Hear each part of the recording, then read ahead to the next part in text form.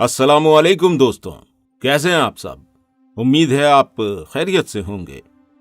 Adil voice channel में आपका इस्तकबाल करते हैं क्योंकि आज की वीडियो बहुत इंफॉर्मेटिव होने वाली है।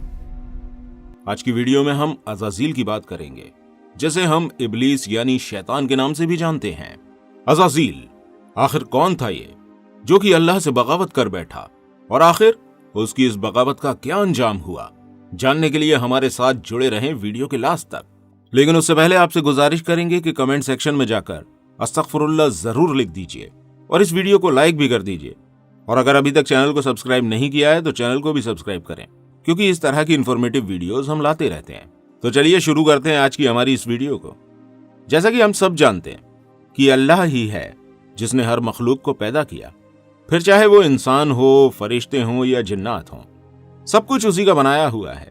सबसे पहले अल्लाह ने दो किस्म की मखलूक को पैदा किया, एक नूरी और दूसरी नारी।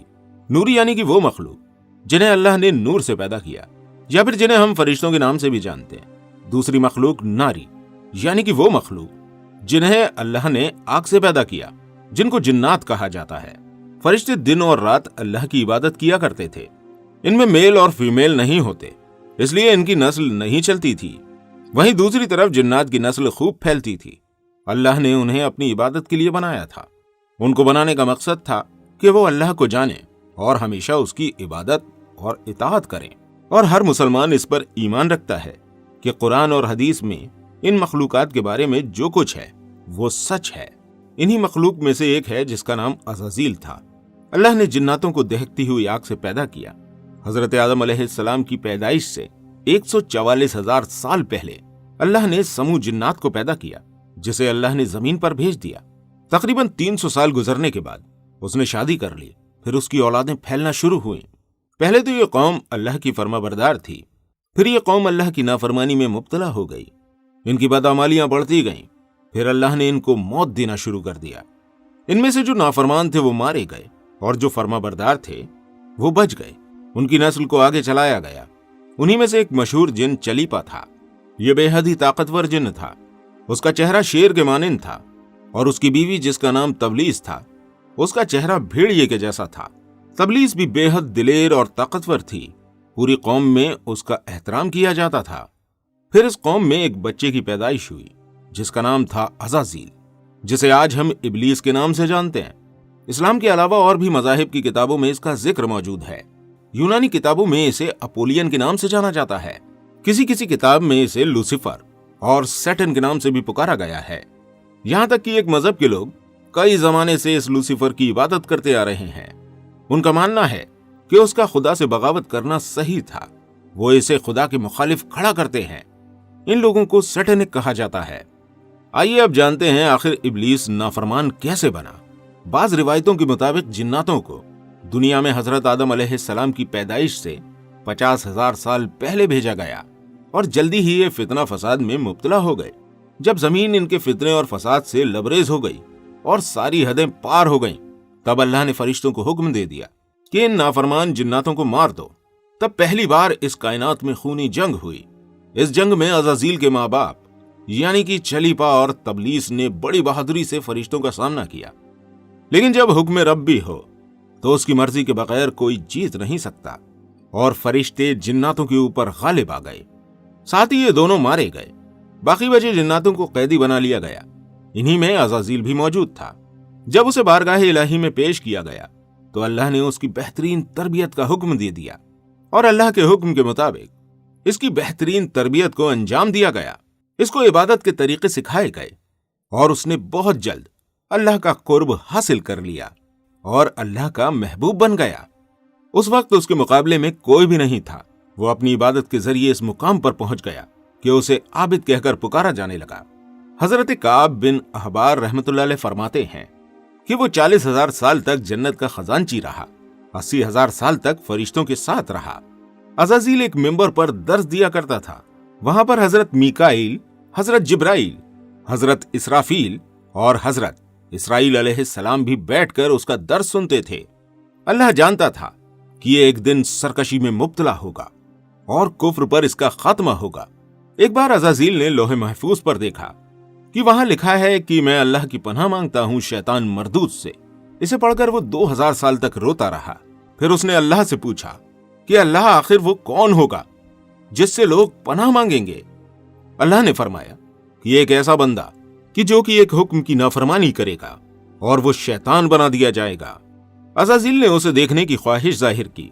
तभी अल्लाह ने फरमाया तू बेहद जल्द ही उसे देखेगा।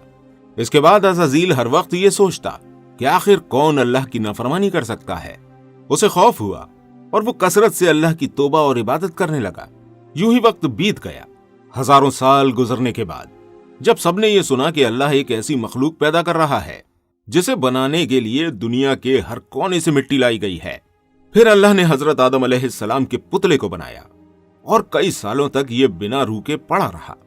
और अज़ाज़ील जब भी वहां से गुजरता वो घबरा जाता और पुतले को मारता। मारते वक्त उसमें खनखनाती मिट्टी की आवाज सुनाई देती। और आखिर वो दिन भी आ गया कि अल्लाह ने ऐलान कर दिया कि वो जमीन पर ऐसी मखलूक पैदा करेगा जो मेरी बात को जमीन पर नाफिज कराएगा। फरिश्तों ने जवाब दिया कि ऐ रब, ये जमीन पर फितना और फसाद फैलाने का जरिया बनेंगे। फरिश्तों ने कहा अल्लाह, हम भी तो आपकी इबादत करते हैं, आपकी पाकी बयान करते हैं। इस पर अल्लाह ने कहा तुम मेरी तदबीर नहीं समझ सकते। अल्लाह ने हजरत आदम अलैहिस्सलाम को तमाम चीजों के नाम सिखाए और उन्हें फरिश्तों के सामने पेश करके फरमाया कि तुम इनके नाम बताओ। फरिश्ते जब जवाब ना दे सके, इस पर अल्लाह ने हजरत आदम अलैहिस्सलाम से फरमाया मुझे इनके नाम बताओ। हजरत आदम अलैहिस्सलाम ने अल्लाह को सारे नाम बता दिए। फिर अल्लाह ने फरिश्तों को हुक्म दिया कि वो हजरत आदम अलैहिस्सलाम को सजदा करें। इस पर सारे फरिश्तों ने अल्लाह के हुक्म के मुताबिक हजरत आदम अलैहिस्सलाम को सजदा किया। लेकिन अज़ाज़ील ने सजदा नहीं किया। उसने सजदा करने से इनकार कर दिया। वो कहने लगा कि मैं इस मिट्टी से बने इंसान से कहीं ज्यादा बेहतर हूं। तूने मुझे आग से पैदा किया है, मैं इस इंसान को सजदा नहीं करूंगा। अल्लाह ने शैतान को निकल जाने को कह दिया। अल्लाह ने फरमाया कि अब तू मरदूद हो गया और ता क़यामत तक तुझ पर मेरी फटकार है। इस पर अज़ाज़ील ने अर्ज किया कि ऐ रब, मुझे रोज़े महशर तक की मोहलत दे। अल्लाह ताला ने उसकी ये बात मान ली। इस पर वो कहने लगा कि मैं तेरे बंदों को गुमराह करूंगा और उन्हें नाफरमानी की तरफ माइल करूंगा। उन पर हमला करूंगा, दाएं से, बाएं से, आगे से और पीछे से। अल्लाह ने कहा तू यहां से निकल जा। जो बंदे तेरा कहना मानेंगे मैं उनको जहन्नम में डाल दूंगा। इसके बाद अज़ाज़ील इब्लीस बन गया। उसकी एक नाफरमानी की वजह से उसकी हजारों साल की इबादत जाया हो गई। उसे अर्श से फर्श पर फेंक दिया गया।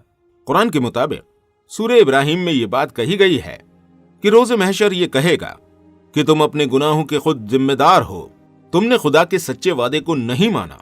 उसने तुमसे सच्चा वादा किया था और मैं अपने वादों की मुखालफत करता हूं कि तुम अपने गुनाहों के खुद जिम्मेदार हो। तुमने खुदा के सच्चे वादे को नहीं माना। उसने तुमसे सच्चा वादा किया था और मैं अपने वादे की मुखालफत करता हूं।